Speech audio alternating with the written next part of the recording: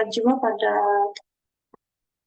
yang ini apa namanya, materi PPT-nya sudah ada di LM ya. PPT-nya sudah kelihatan? Sudah, Nars. Sudah, Nars.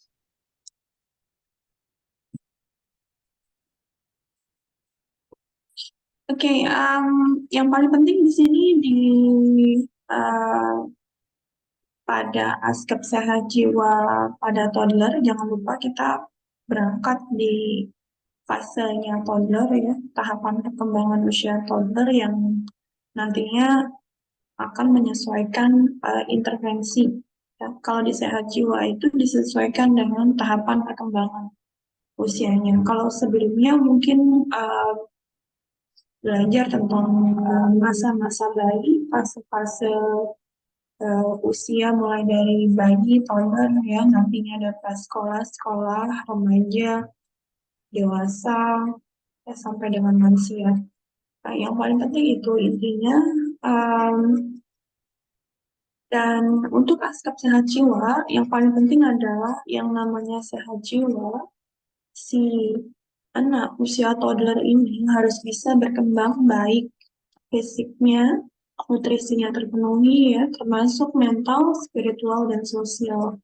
Sehingga kalau dilihat di usia anak toddler, kalau selama ini orang tua fokus pada fisik saja memenuhi kebutuhan makan anak, ya, padahal mungkin bisa jadi anak-anak makan tidak sesuai dengan kebutuhan nutrisinya, karena kebanyakan anak-anak zaman sekarang ya atau orang tuanya juga lebih cenderung memberikan menu makanan yang siap saji dan mengandung banyak komposisi yang sebenarnya berbahaya buat perkembangan saraf anak. Ya.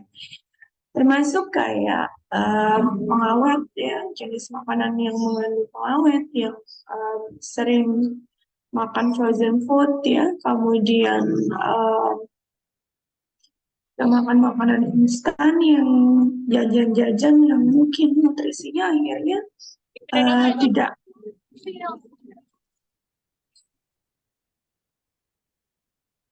jadinya akhirnya nutrisinya kalau suaranya Sabrina.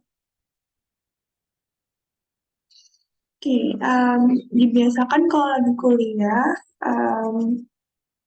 kuliahnya ada di posisi tempat yang nyaman, tidak ada di dalam keramaian yang dimana fokusnya itu kemana-mana, ya.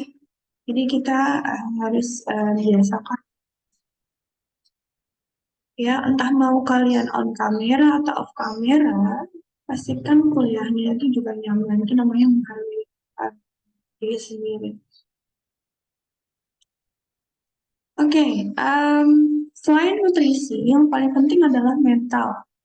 Mental itu termasuk bagaimana anak-anak usia toddler ini nantinya dia bisa punya cara berpikir yang sesuai dengan usianya. Pada usia toddler, kita mungkin ada yang tahu usia toddler itu kalau di Erikson di fase apa? Ada yang tahu nggak? Kalau bayi itu kan trust, percaya. Kalau toddler fase Eriksonnya fase apa? Ada yang tahu? Usia toddler fase perkembangannya fase apa? Kalau bayi kan trust. Kalau toddler itu fase apa? Saya fase apa? Kan sudah belajar perawatan dasar ya. Ada tuh fase-fase perkembangan usia. Kalau pada toddler tuh fasenya apa? Fase yang kedua. Fase apa? Fase apa? Fase otonomi, Nars. Iya, otonomi. Fase yang kedua. Otonomi, iya kedua. Otonomi artinya apa berarti? Otonomi berarti si anak mulai bisa apa? Mandiri. Mandiri, dia bisa memutuskan apa yang dia inginkan. Namun, lihat kembali, apapun yang diputuskan oleh anak, pastikan memang sesuai dengan kebutuhannya. Dalam arti begini, kalau anak toddler itu dia pergi ke minimarket, dia melihat banyak jajan, dia bisa nggak memutuskan mana yang akan dia beli, apakah semuanya, ataukah hanya sesuai dengan kebutuhannya. Nah, itu yang perlu dilatih oleh orang tua. Jadi tidak semua-semuanya harus sesuai dengan keinginannya, gitu ya. Nah, itu yang perlu sehingga si anak sebelum ke minimarket bisa saja sudah dikontrak, diorientasikan nanti ke minimarket, kamu mau beli apa? Satu atau dua? Nah, kalau dua itu apa? Jadi tidak ke minimarket itu wisata, tapi pikirannya ambiar kemana-mana. Nah, itu termasuk dengan otonomi. Ya. Pada usia toddler ini, ketika sudah terbiasa, dia bisa memutuskan sesuatu yang mana yang baik untuk dirinya. Tentunya nanti mempengaruhi mental dia pada usia selanjutnya, ya, usia prasekolah, sekolah, dan selanjutnya. Kemudian spiritual termasuk anak toddler, apa sih hubungannya sama spiritual? Termasuk bagaimana caranya membuat anak itu bisa ready ya, bangun pagi, dia siap untuk kalau misalkan dia PAUD ya, usia 2 atau 3 tahun, dia ready untuk sarapan atau dia bermain dengan teman-temannya gitu ya. Tidak kecenderungan untuk bermain sendiri saja ya. Dan mungkin dia punya kreativitas tertentu yang diberikan stimulus mainan oleh orang tuanya ya, atau misalkan entah ada mainan apa, balok dan lain-lain ya, yang sesuai dengan usianya. Tetapi jangan sampai anak itu terpapar dengan mainan yang diberikan via gadget, karena nanti tujuannya akan lain. Apapun mainan yang diberikan melalui gadget, ya itu akan cenderung dia terpengaruh oleh yang ada di sana daripada orang di sekitarnya. Beda antara permainan manual dengan yang menggunakan gadget. Karena kalau gadget tentunya akan pengaruhi sistem saraf di sana yang akhirnya mempengaruhi fokus perhatian dia pada lingkungan sekitarnya. Kalau anak bermain dengan mainan yang manual biasa, dia masih tetap mendengarkan orang lain di sekitarnya karena tidak ada suara-suara yang membuat dia tidak teralihkan atau tidak fokus gitu ya. Termasuk kebutuhan sosial yang dia bisa bermain dengan teman-teman. Jadi dipastikan kebutuhan fisik, mental, spiritual, dan sosial sebagai satu keseluruhan aspek jiwa ini bisa terpenuhi gitu. Jadi jiwa itu bukan masalah mental aja, tapi satu sama lain saling mempengaruhi.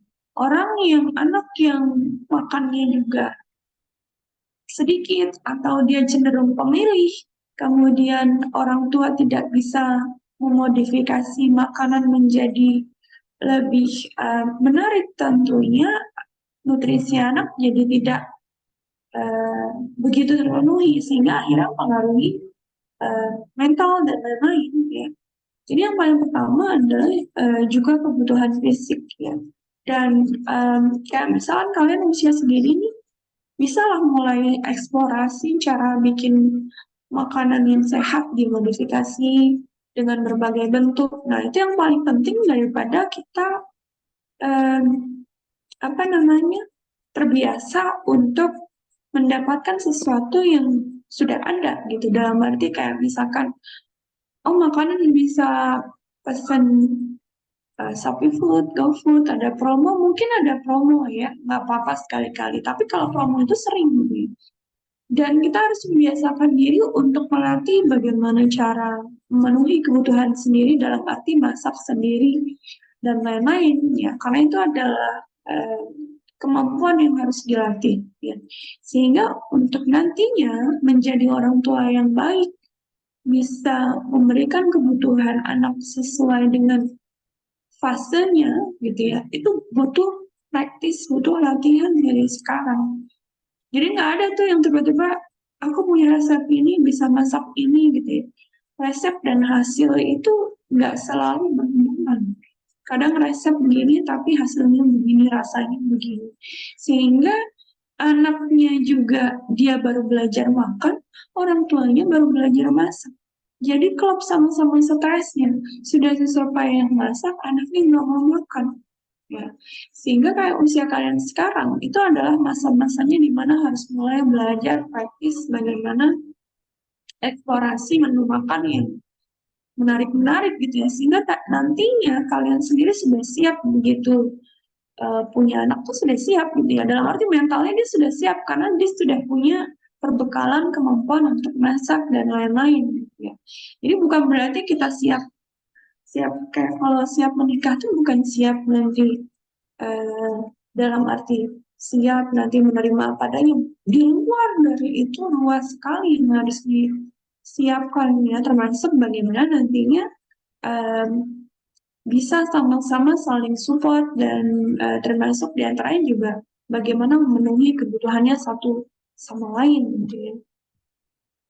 Oke, kalau ini sudah di awal ya, sudah tahu terkait dengan sehat jiwa yang nantinya kita berharap di usia manapun kita belajar bagaimana maintain untuk tetap sehat jiwa. Untuk diagnosa sehat jiwa pada usia toddler, ya diagnosanya adalah kesiapan peningkatan perkembangan pada usia toddler. Ya. Biasanya seperti itu. Nah, ini fase yang tadi saya tanyakan, gitu ya, fase-fasenya. Jadi mulai dari bayi ya tingkatan yang paling dasar dia trust, saling percaya, kemudian usia toddler 1 sampai 3 adalah fase otonomi, kemudian usia prasekolah inisiatif, fase sekolah, kemudian industri, agen identitas, dewasa muda intimasi, menengah generativitas, dewasa tua balansi adalah integritas. Jadi dimanapun tahapan perkembangan kita pada saat ini, kita berharap bahwa kita bisa melakukannya. Kayak misalkan kalian di fase dewasa awal adalah membangun hubungan kedekatan dengan orang lain. Jadi kalau dirasa bahwa sampai usia sekarang, usia dewasa muda nih belum begitu banyak teman dekat dalam arti teman yang bisa saling cerita gitu ya. Bisa perempuan, bisa laki-laki, nggak perlu beda jenis kelamin dalam arti ya sama-sama bisa saling menolong, membantu ketika um, ada target atau goal tertentu gitu ya. Nah itu adalah terkait dengan intimasi di mana mulai ada belajar saling percaya dengan teman gitu ya, saling menjaga rahasia teman, saling menghargai dan lain-lain gitu ya. Dan itu memang harus dicapai gitu ya, harus bisa belajar untuk mencapai itu. Dan di usia toddler untuk otonominya, siapa yang bisa membantu anak toddler mencapai otonomi adalah orang tua dan lingkungan sekitar.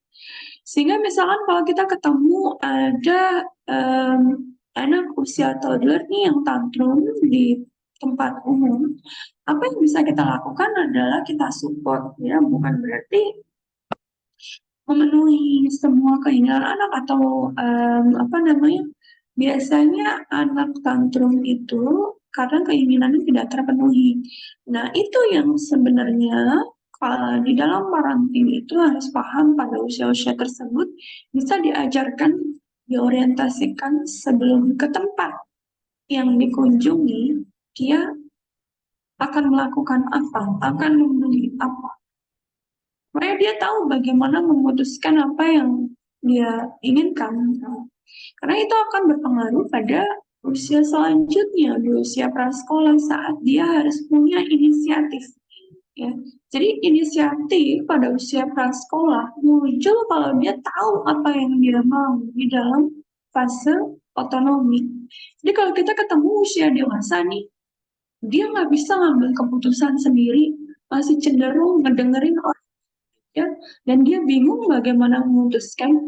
Mungkin pada fase-fase sebelumnya, dalam usia-usia anak sebelumnya, dia tidak terbiasa atau diberikan kesempatan untuk memutuskan sendiri.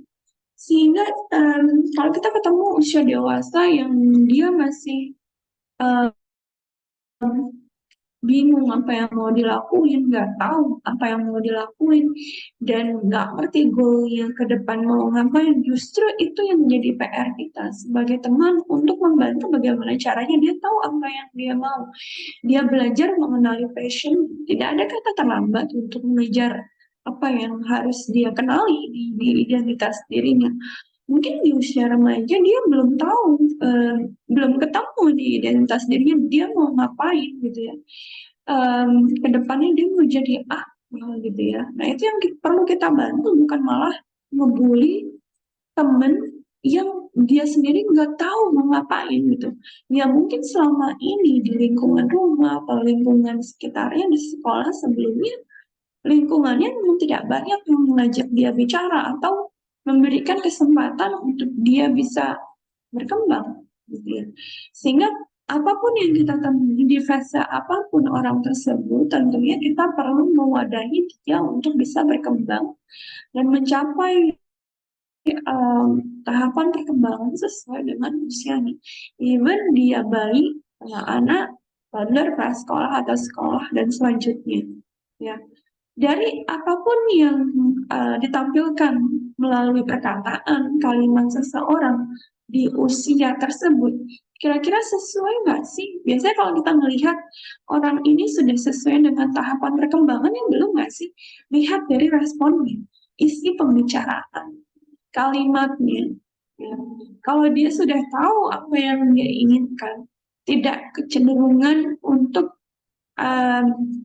ibaratnya mementingkan diri sendiri, tahu juga respect menghargai orang lain, ya dia sudah melewati fase itu. Untuk melalui fase perkembangan ini dengan baik, bukan berarti dia yang harus banget menghadapi banyak permasalahan, tetapi dia tahu bagaimana caranya melalui setiap tahapan itu dengan baik. Ada mungkin orang yang hidupnya banyak masalah, tapi dia tidak pernah grow up atau bisa mengambil keputusan karena setiap kali ada masalah, orang lain yang akan backup dia untuk tetap bisa survive. Nah itu permasalahannya ketika orang itu nggak ada, akhirnya dia tidak bisa mengambil keputusan karena terbiasa untuk di backup gitu. Nah, kenyataannya yang kita temukan adalah banyak sekali dewasa sekarang yang tidak bisa mengambil keputusan yang tepat gitu. Dalam arti kemungkinan dia di fase-fase sebelumnya tidak terbiasa untuk berinisiatif gitu. Masuk diantaranya adalah perkembangan di zaman sekarang ya. Teknologi canggih ya. Kalau kita lihat gadget semakin canggih, pilihan gadget yang dipunyai orang itu kecenderungannya untuk semakin bertambah gitu ya, kepengen lebih dan lebih gitu ya. Tetapi hal itu tidak berkorelasi dengan kecanggihan cara berpikir. Iya enggak? Gini, ketika kita berkumpul bersama, apa yang kita lakukan pertama kali adalah semua sibuk dengan HP-nya masing-masing. Tidak ada say hi, dalam arti cuma hi doang, terus habis itu duduk semua fokus dengan HP. Iya enggak?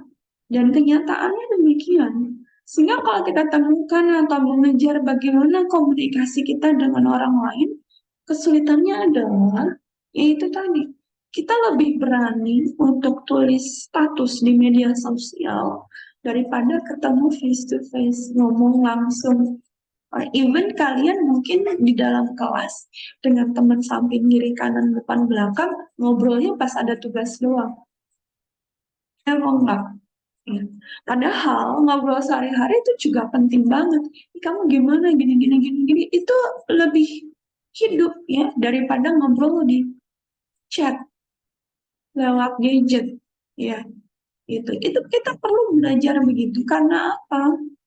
Kita nantinya akan berhadapan dengan orang secara tatap muka, mungkinnya nanti tangan yang nantinya harus ngomong langsung, nantinya mungkin menikah, ketemu punya anak kan harus ngomong langsung nggak lewat gadget. Dan praktis komunikasi itu kan nggak mudah. Sehingga kalau kita ingin mengajarkan um, dewasa tapi nggak punya otonomi, nah bisa jadi di fase-fase sebelumnya dia miss di fase itu. Nah, tugas kita adalah bukan menulis, tapi memfasilitasi bagaimana caranya dia bisa mengambil keputusan. Contoh sederhana adalah ketika ada kelompokan tugas, bisa nggak sih semua orang itu punya otonomi? Aku megang part bagian mana, kamu bagian mana, kamu bagian mana. Teorinya di dalam dinamika ketika ada tugas, semua tahu bagiannya masing-masing. Dan itu hanya bisa diperoleh ketika di fase sebelumnya. Otonomi itu berhasil.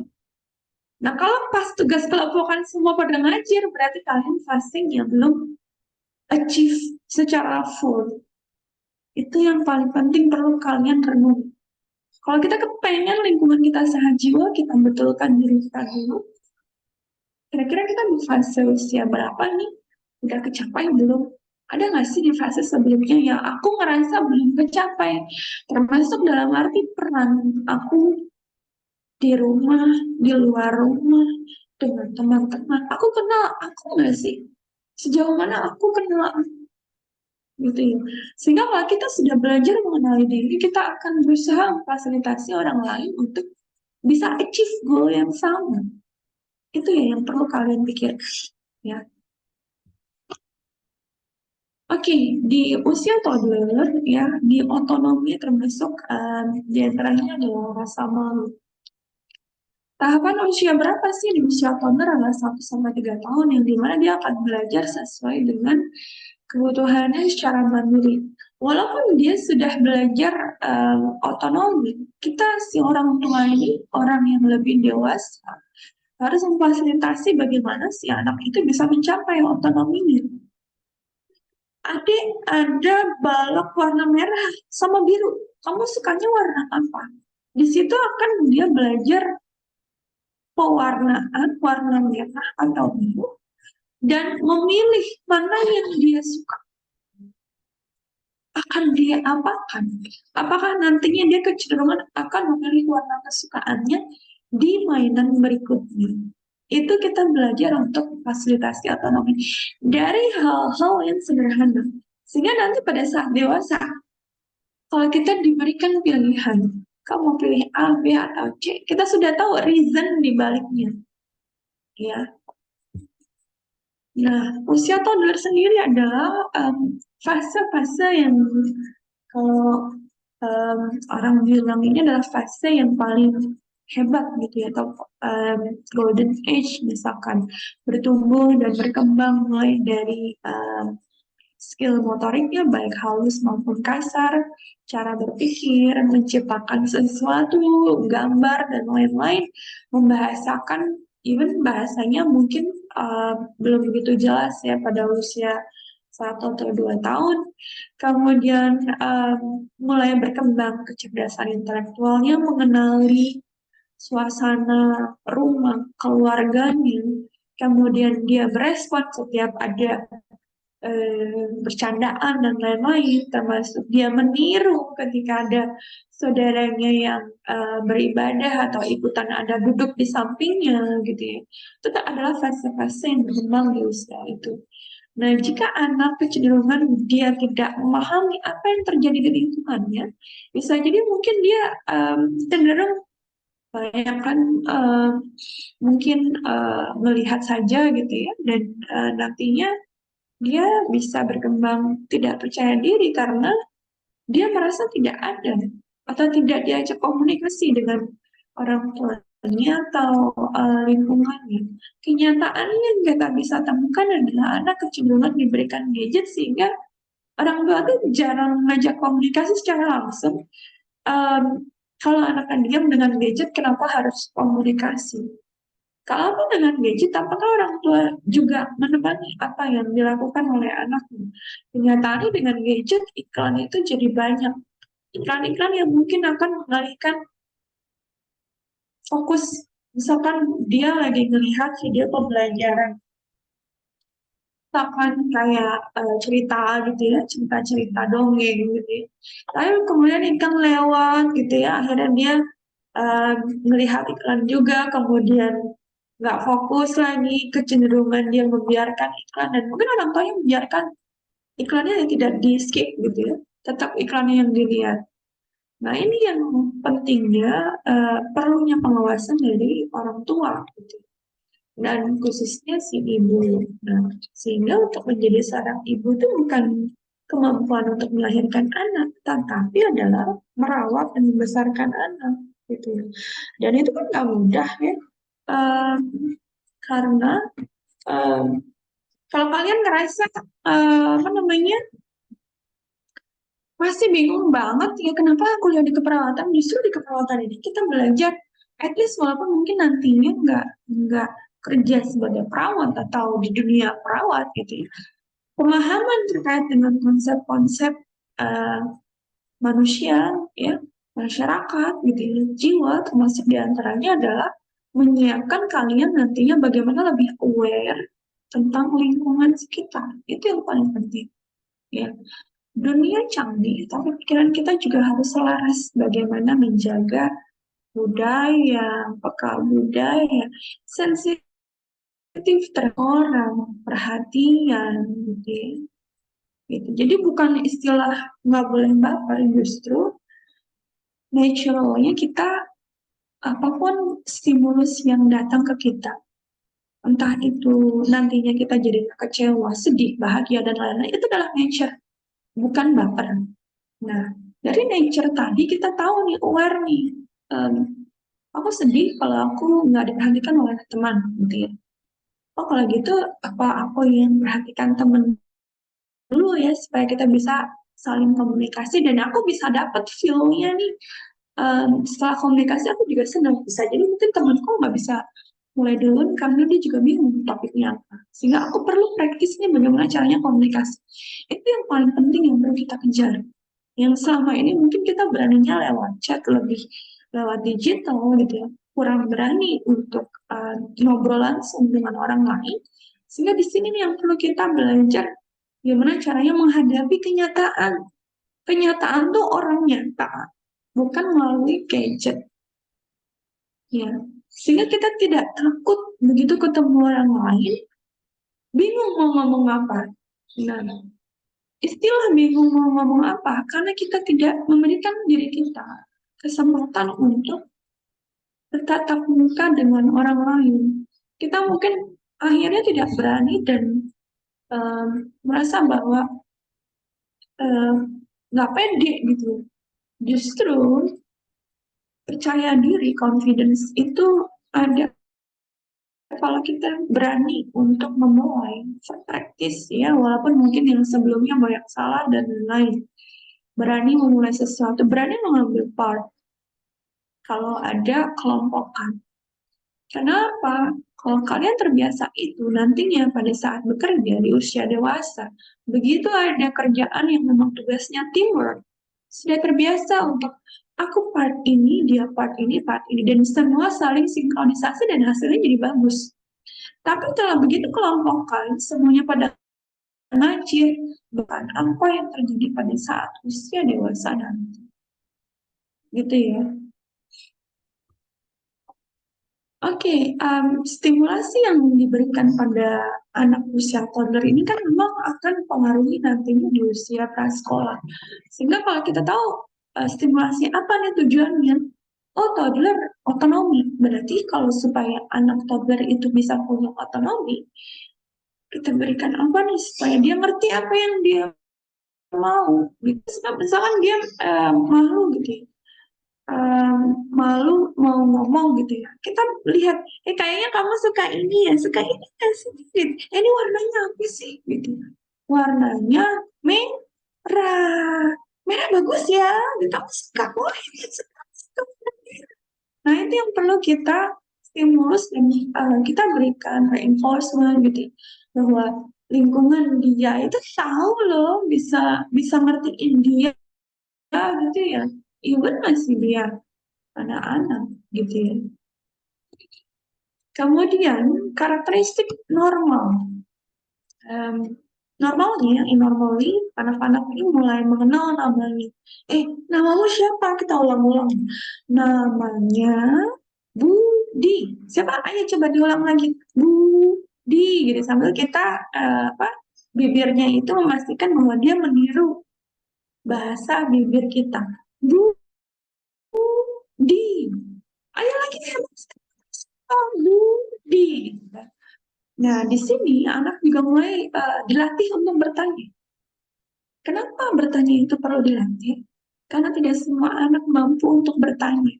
Dan nanti dia akan mempengaruhi usia selanjutnya. Kemampuan bertanya itu juga sulit. Perlu kita latih.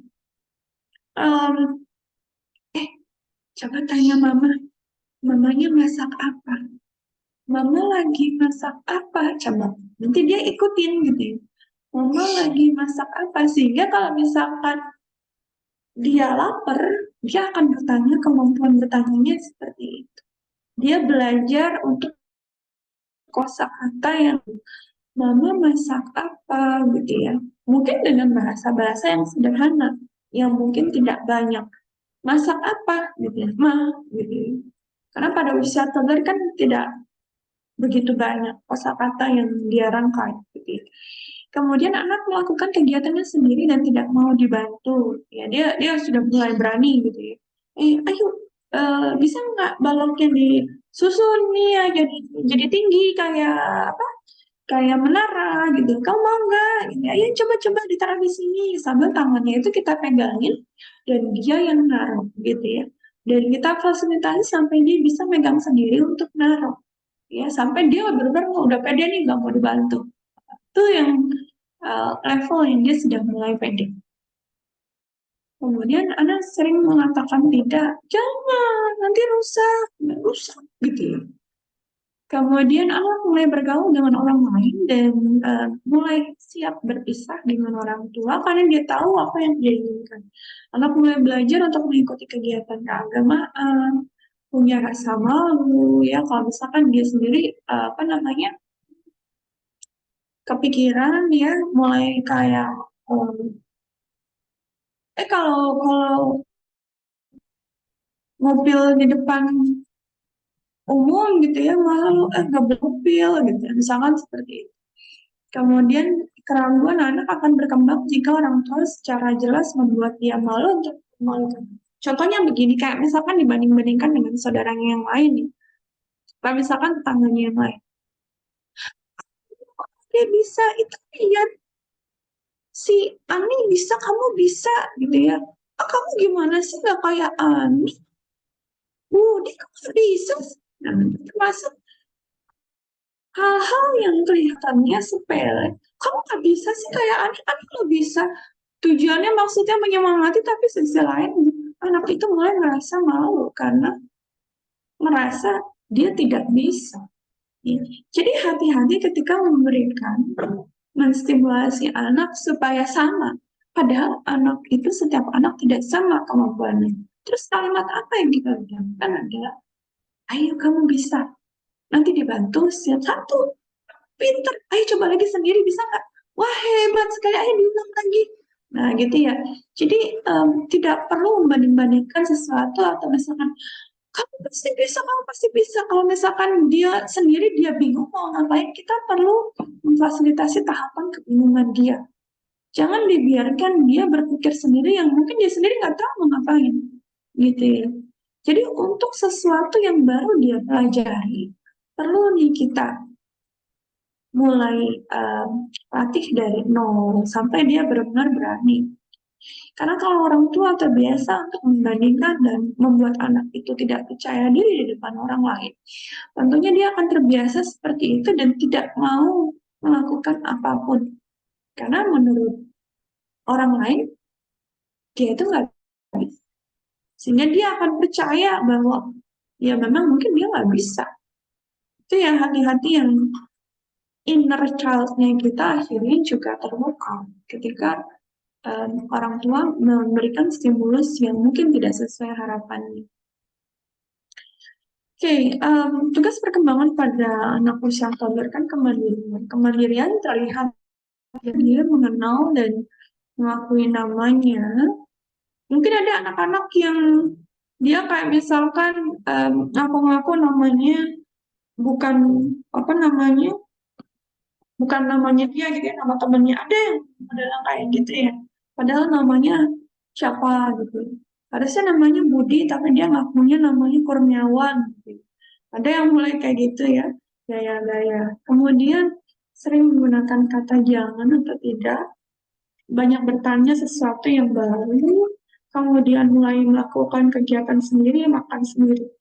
Nah, em, mulai melakukan kegiatan sendiri ini mungkin tidak semua anak yang apa namanya mandiri, karena mungkin ada orang tua yang terbiasa untuk menyuapi anaknya dan karena dipikir takut kotor daripada jatuh-jatuh. Justru dari sana anak belajar bagaimana caranya makan secara proper. Makan itu harus duduk, bukan jalan-jalan. Ya, ada anak yang disuapin ambil jalan-jalan, ya, melihat pemandangan gitu. Ya boleh melihat pemandangan, tapi dia posisinya harus duduk, bukan jalan-jalan. Even dia usianya masih eh, bayi gitu ya. Nah, setelah itu bisa diberikan reward, dia jalan-jalan. Jadi dia tahu situasi makan itu adalah makan yang memang harus ada adabnya gitu ya. Dia tidak sambil jalan-jalan atau tidak sambil tiduran, ya, yang perlu dipelajari.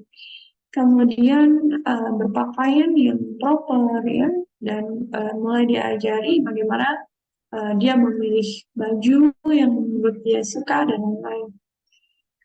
Kemudian bertindak semaunya sendiri, misalkan ya, dia belajar untuk um, memilih ya, mulai berteman dengan orang lain, mulai bermain, kemudian um, dia ngerti apa yang mau dilakuin, dia ngerti apa yang dia suka, gitu ya, mulai mengikuti kegiatan keagamaan. Nah, kalau yang shy tadi, yang malu-malu, anak ini tidak berani untuk melakukan sesuatu di depan orang lain, merasa takut. Ya. Merasa takut ini banyak kita temukan ya. Kenapa? Mungkin sebelum-sebelumnya orang tua juga tidak memfasilitasi untuk anak itu percaya diri. Ya. Kenapa? Jangan gitu nanti jatuh loh, gitu ya. Akhirnya eh, anak kecenderungan takut. Ya, terus gimana cara kita ngomong kalau misalkan anak tiba-tiba em, manjat tangga? Ayo pegangan, pelan-pelan. Jangan jauh-jauh ya, gitu ya. Sini dulu istirahat. Oke, jadi kita latih bagaimana caranya anak itu percaya diri dan kalau misalkan dia itu mulai naik-naik yang mungkin berlebihan, nah itu yang perlu kita mulai stop gitu ya. Di sini dulu ya, kamu udah capek ya, nanti lagi, besok lagi. Sekarang makan dulu ya, main yang lain dulu gitu ya. Dan pengalihan tadi dilakukan dengan kalimat-kalimat yang membuat anak itu tidak trauma dengan apa yang dia coba untuk lakukan gitu ya sebelumnya. Kemudian merasa terpaksa dalam melakukan tindakan, kalau misalkan kayak, ayo keluar, jalan-jalan yuk, padahal dia nggak mau gitu ya. Ketemu ada anak-anak yang ngebully dia, misalkan seperti itu. Melakukan tindakan dengan ragu-ragu yang mungkin selama ini ya anak itu juga dibiarkan untuk belajar sendiri dalam arti kalau dia anak itu diam ya, ya mungkin ya sudah tidak diapa-apakan, tidak diajak komunikasi dan lain-lain. Oke, untuk diagnosa yang tadi, Oke, intervensi yang bisa kita berikan, tujuan utamanya adalah sesuai dengan fasenya, mengembangkan kemandirian anak dalam melakukan kegiatan sehari-hari. Dia bisa bekerja sama dan memperlihatkan kelebihannya. Ih, pinter banget ya, suka suka apa namanya? Suka beres-beres, suka mainan balok, pinter banget gitu ya. Itu sudah mulai dia menunjukkan Em, yang paling penting adalah memberikan mainan sesuai dengan perkembangan anak. Jadi kalau pada anak usia toddler, biasanya kalau kita berikan mainan itu kan ada eh, umurnya ya. Mainan ini cocok untuk anak umur berapa. Nah, itu kita sesuaikan dengan tahapan perkembangan anak. Melatih dan membimbing anak untuk melakukan kegiatan secara mandiri, memberikan pujian pada keberhasilan. Hebat banget! Bisa ngerjain ini gimana? Gimana coba-coba ulang lagi, ulang lagi. Pinter banget, belajar dari mana? Kamu hebat banget gitu. Jadi pujian yang berulang-ulang itu akan membuat dia untuk mengulangi bahwa hal tersebut adalah hal yang positif. Tidak menggunakan kalimat perintah tetapi memberikan alternatif pilihan. Misalkan, Budi ayo cepetan makan. Kalau nggak makan kamu nanti dipukul sama bapaknya loh gitu ya. Caranya adalah, ayo makan yuk, habis makan gimana kalau habis makan terus main, ya, boleh main tapi kalau sudah makan gitu ya. Jadi dia ada motivasinya. Tidak melampiaskan kemarahan atau kesalahan dalam bentuk pelayanan fisik, ya, dan melibatkan anak dalam kegiatan agama, menghindarkan suasana aman ya buat anak gitu ya, dan tidak membuat shock gitu ya. Misalnya ya, kalau termasuk menakut-nakuti, kamu jangan itu, jangan deket-deket sama dia, nanti kamu dipukul loh. Nah, itu termasuk menakut-nakuti sehingga dia akhirnya tidak berani untuk bertemu dengan orang. Membuat terkejut termasuk dia kalau kebiasaan terkejut tentunya mungkin dia nggak ngerti nih bagaimana mengatur emosi. Contohnya misalkan eh, begitu dia jalan-jalan ke minimarket gitu ya, padahal sebelumnya sudah dijanjikan makanan A gitu ya di minimarket itu ternyata nggak dibeliin. Dia kan shock ya, nggak sesuai dengan janjinya. Ya. Kemudian si ibu malah melontarkan kalimat negatif. Gitu aja nangis. Orang nggak dibeliin aja gitu aja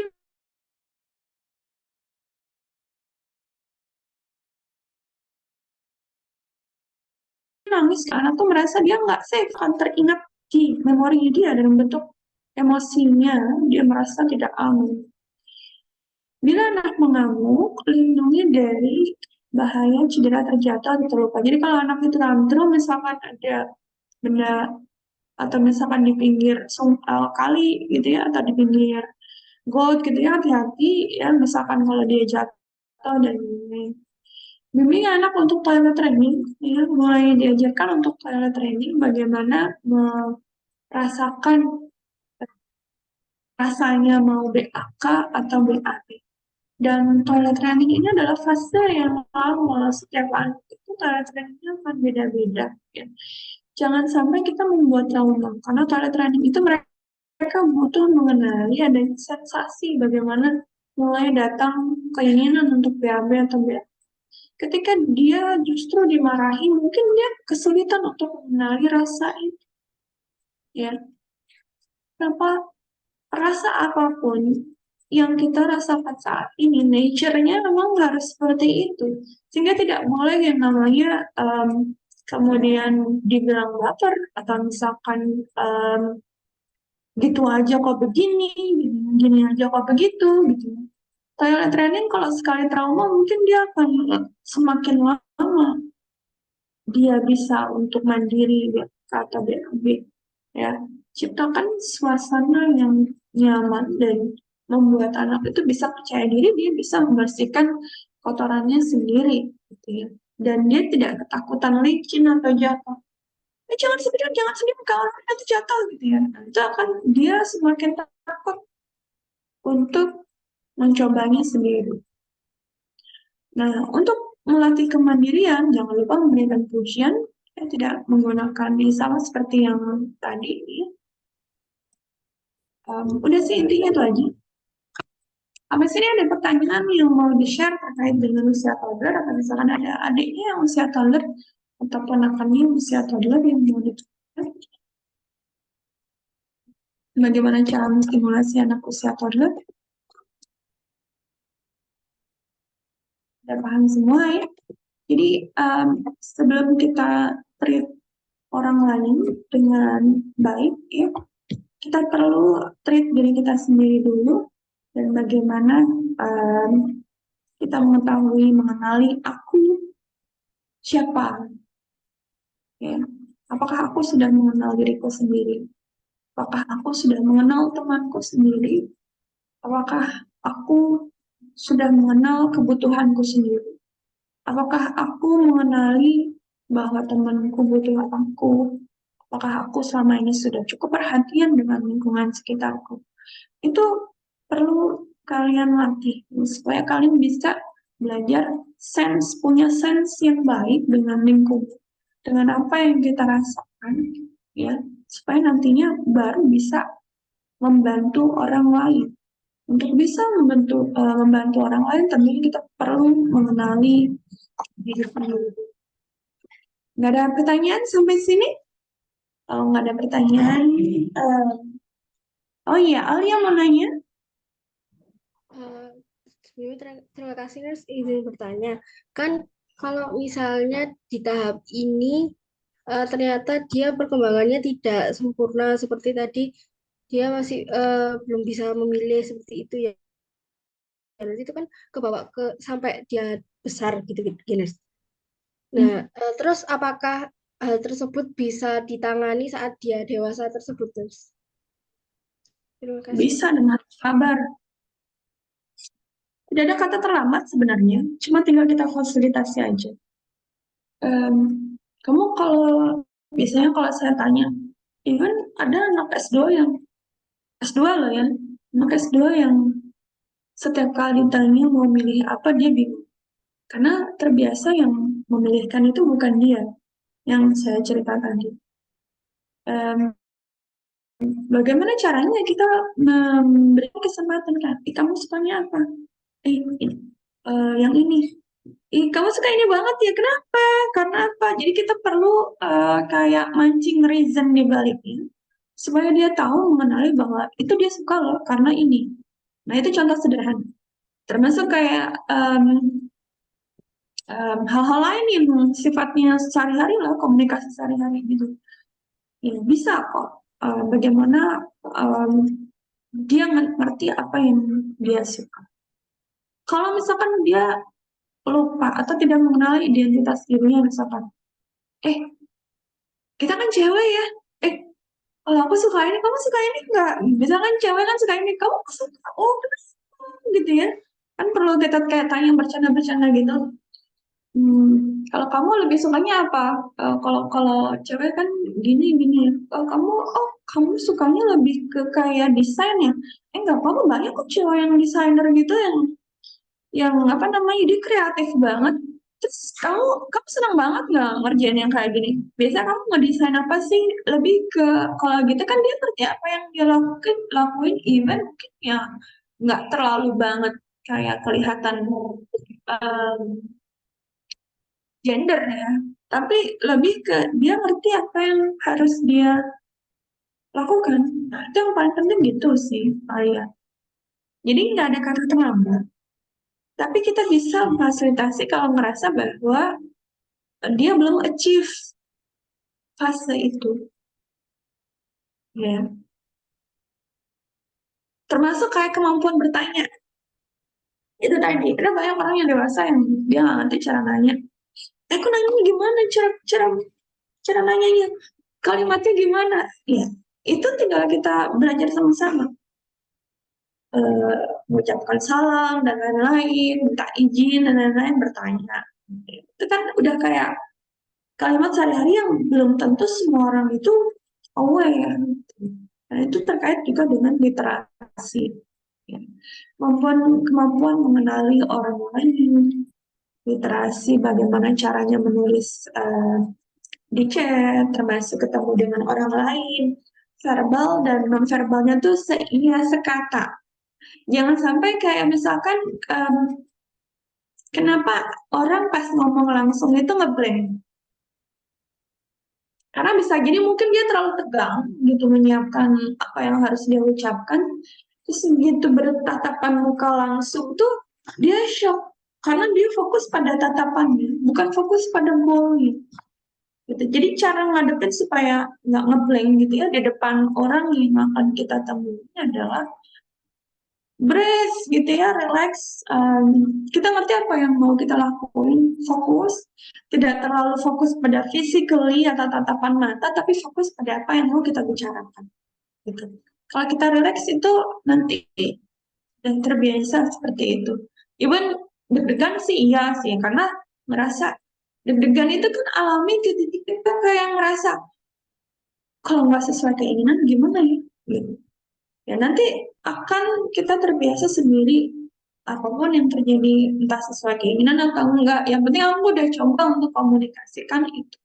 Itu itu butuh keberanian loh dan kita perlu praktis seperti itu. Karena justru em, berarti menghadapi dunia nyata yang seperti itu lebih sulit dari sekedar menggunakan digital gitu ya. Itu ya, Alia. Udah cukup Alia atau ada lagi? Sudah cukup. Terima kasih, Nur. Lanjut, Nuriski. Baik, Ines, terima kasih atas kesempatannya. Saya izin bertanya. Kan usia-usia toddler ini kan usia aktif-aktifnya anak. Dan terkadang ini anak-anak ini membuat emosi. Bagaimana cara agar kita sebagai orang tua atau mungkin kakak itu mengendalikan emosi biar emosi ini tidak ditransferkan ke toddler tersebut. Terima kasih. Kamu punya adik saudara Rizky? Sebenarnya sudah cukup gede, Ines. Oh, tapi bikin emosi ya. Namanya saudara ya, gitu lah. Kalau nggak ribut soalnya nggak seru, nanti kayak kuburan di rumah. Itu sih sebenarnya kalau yang terjadi dalam rumah. Nah, berkaitan dengan usia toddler ya, bagaimana supaya kita tidak emosi? Nah, biasanya emosi itu kan kalau kita tuh udah berat dengan diri kita sendiri. Jadi kalau kita ngerasa lagi berat-beratnya, jangan ketemu orang lain. Tenangkan dirimu. Gitu. Karena kita udah tahu nih settingannya kalau ketemu dia bakal berantem mulu nih gitu ya. Jadi kalau ngerasa bahwa kita tuh nggak ready, ya udah, ya udah kamu makan dulu aja. Jadi kita sikapnya netral, nggak banyak topik yang dibicarakan. Kalau kita udah relief, udah netral nih emosinya, baru kita ngobrol gitu ya. Nah itu yang paling penting. Sama kayak misalkan saya konseling ya. Kan nggak bisa tuh kayak seharian penuh gitu ya konseling dengan banyak orang. Karena apa? Kita ada transfer emosi di sana. Karena saya perlu um, mentransfer emosi positif ke orang. Sementara dia kan juga transfer emosi negatif. Dan itu saya perlu netralisir bagaimana saya kayak misalkan kayak kalau kalian misalkan pas ke dokter gitu kan juga ada kuota. Kenapa? Karena kita bertemu orang lain tuh saling transfer emosi. Jadi begitu kita merasa sudah penuh di sini, gitu ya, kita perlu nih break dulu, gitu. Sama nanti kalau kalian praktis ke orang nih, aku lagi penuh banget rasanya di kepala, emosiku kayaknya gimana gitu. Ntar aku mojok dulu deh, tidur dulu boleh nggak gitu ya. Jadi aku mulai lagi dan start ulang. Itu bisa kita negosiasi dengan orang. Karena yang paling penting adalah goal yang dicapai. Oh, kalau masalah saudara ribut itu emang kadang penting karena yang bikin hidup dalam rumah itu ya keributan itu sendiri. Yang penting kan masih dalam suasana masih ya bisa ditolerir ya